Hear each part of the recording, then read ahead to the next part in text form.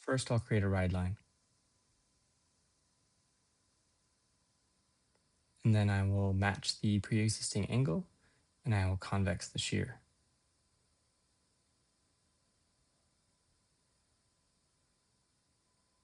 Once I'm done convexing, I will polish the blade, and then I will remove the burr that I've formed. I will touch it gently against the polishing pad to ensure that the burr is fully removed.